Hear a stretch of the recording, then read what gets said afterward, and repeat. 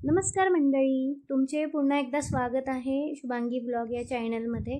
आणि आज पुन्हा एकदा मी तुमच्यासाठी आणि तुमच्या बेबीसाठी एक नवीन रेसिपी घेऊन आली आहे, जी मी स्वतः माझ्या बाळाला देते आहे.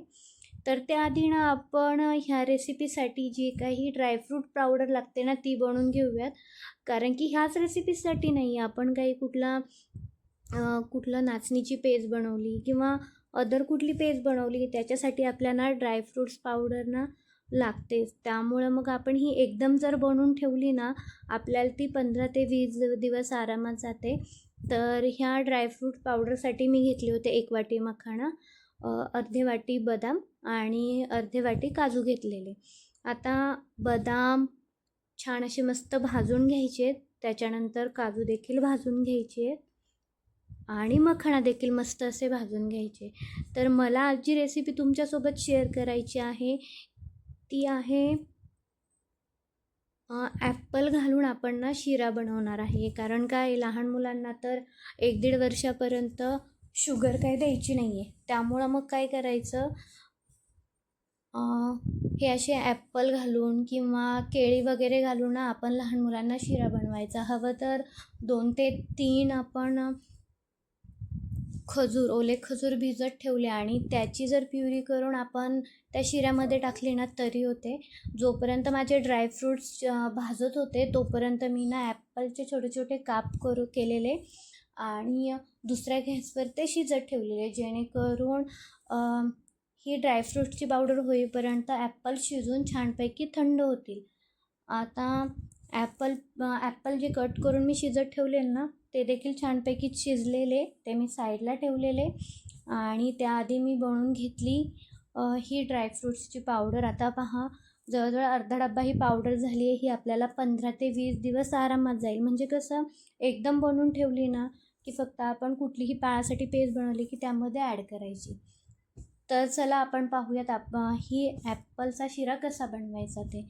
तर यासाठी मी घेतलं आहे अर्धा चमचा तूप आणि त्याच्यामध्ये 1 चमचा रवा टाकायचा आहे. मस्त असा तो भाजून घ्यायचा आहे. काय होतं ना, मुलांना सतत जर आपण ॲपल प्युरी देत राहिलो ना, मुलं एक वेळानंतर कंटाळा करतात सारखं सारखं ॲपल प्युरी खाण्याचं. आपलं देखील तसंच असतं की आपल्याला एकच फूड जर सारखं सारखं दिलं ना आपल्याला देखील कंटाळा येतो. त्यामुळं मग टेस्टमध्ये चेंज म्हणून जर तो ॲपल प्युरी असं खात नसेल ना बेबी, तर ते कशामध्ये तरी घालून त्याच्या शरीरात गेलं पाहिजे, त्याच्या आहारात आलं पाहिजे. म्हणून मग मी काय केलं, म्हटलं की आपण हा ॲपल शिऱ्यामध्ये टाकून पाहूयात. म्हणजे ही रेसिपी ऑलरेडी सगळेजण देतात, म्हटलं आपण एकदा ट्राय करावं आणि तुमच्यासोबत ही रेसिपी शेअर करावी. तर छान असा रवा खरपूस असा ब्राऊन होसपर्यंत भाजून झाला आहे. आता काय करूया, ते ॲपल जे आपण शिजवलेले आहेत ना त्याची मिक्सरला अशी बारीक अशी प्युरी करून घ्यायची अशा प्रकारे. आणि रवा भाजल्यानंतरची प्युरी देखील याच्यामध्ये ॲड करायची आणि मस्त अशी परतवून घ्यायची आहे.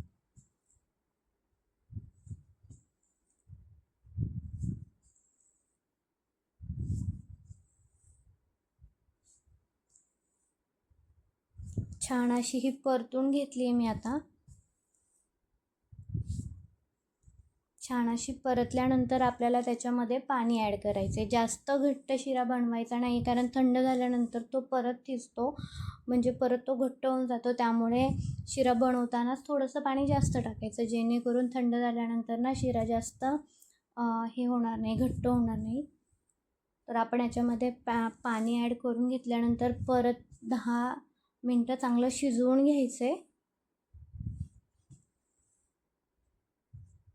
अजून थोडंसं पाणी ॲड करूया याच्यामध्ये, जेणेकरून तो घट्ट होणार नाही. आणि आता जी आपण ड्रायफ्रूट्सची पावडर जी बनवली आहे ती आपण याच्यामध्ये ॲड करूया. म्हणजे कसं, मुलांच्या खाण्यात देखील येते आणि मग त्यांच्या शरीराला जे काही ड्रायफ्रूट्सची गरज असते ती पण त्यांच्या आहारात येऊन जाते.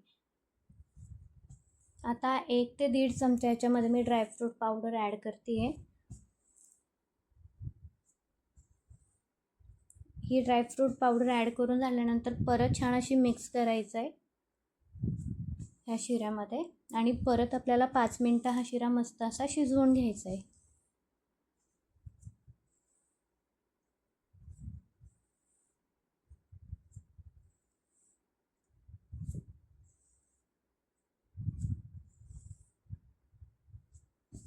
5 मिनटात हा शिरा मस्त असा शिजून रेडी होतो.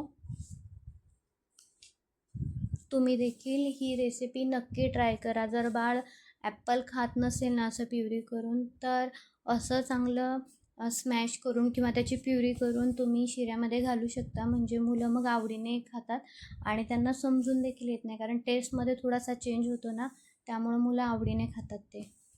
आता आपला शिरा ऑलमोस्ट होत आला आहे. कच्चा ठेवायचा नाही आहे, व्यवस्थित भाजून घ्यायचा आहे, जेणेकरून बाळाला त्रास होणार नाही. कारण आपण नवीन नवीन गोष्टी आहारात ॲड करत असतो. कधी कधी मुलांना ते पचायला जड जातं, त्यामुळं कुठलाही पदार्थ बनवताना तो व्यवस्थित ना शिजवून घ्यायचा, जेणेकरून मुलांना जास्त त्रास होत नाही. त्यामुळेच आपण शिरा आणि जी ॲपलची प्युरी आहे ना, ती पहिली व्यवस्थित मस्त अशी शिजवून घेतलेली. तर आता आपला शिरा रेडी झाला आहे. याच्यामध्ये परत तूप टाकून बाळाला सर्व करायचं आहे आणि बाळाला हा खायला द्यायचा आहे. तर कसा वाटला माझा आजचा व्हिडिओ? अशाच नवनवीन रेसिपी तुम्हाला माझ्या चॅनलवर पाहायला मिळतील. माझा चॅनल सबस्क्राईब करायला विसरू नका. भेटूया नेक्स्ट व्लॉगमध्ये. बाय.